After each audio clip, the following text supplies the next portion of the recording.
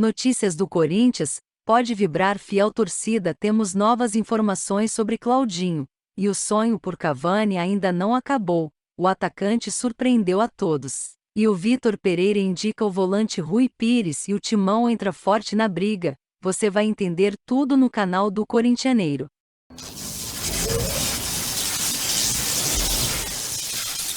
Notícias do Corinthians hoje. Pode vibrar fiel. Claudinho se aproxima nas negociações e deve ser o novo reforço do Corinthians. Segundo notícias do Corinthians, o próprio jogador disse que prefere jogar no Corinthians do que ir para qualquer clube da Europa. Atualmente o jogador pertence ao Zenit e já encaminha sua rescisão de contrato. A rescisão será feita amigavelmente, já que o jogador e o clube concordaram para a rescisão, segundo as últimas informações do Corinthians. Caso o atleta consiga a rescisão, poderá assinar um contrato com o Corinthians de imediato, já que a lei FIFA e a janela de transferências só se aplica para jogadores que têm contrato. Últimas notícias do Corinthians de hoje. O volante Rui Miguel Guerra Pires, que pertence ao Paços Ferreira da primeira divisão de Portugal, pode ser o novo jogador do Corinthians. O jogador já teve passagens pelo Porto, e segundo notícias do Corinthians, o jogador teve a indicação de Vitor Pereira.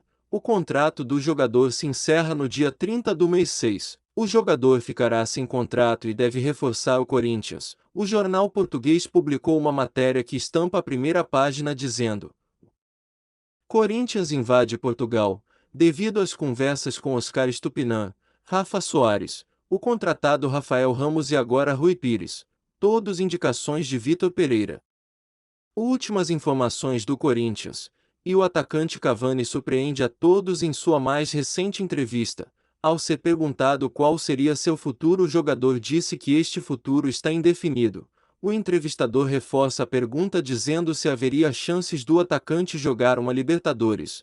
E o Cavani responde as seguintes palavras: claro que há chances. Por que não? Eu jogaria com o mesmo amor que jogo na Europa. O atacante ainda disse que acompanha a Libertadores pela televisão. E ai, fiel torcida, devido às declarações do atacante, o sonho de Duílio Monteiro Alves vai continuar ou não?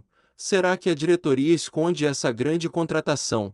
Vale lembrar que o Corinthians foi o primeiro a negociar com Cavani. Nós corintianos que colocamos em nossas cabeças que dependemos da Tausa para contratar o atleta.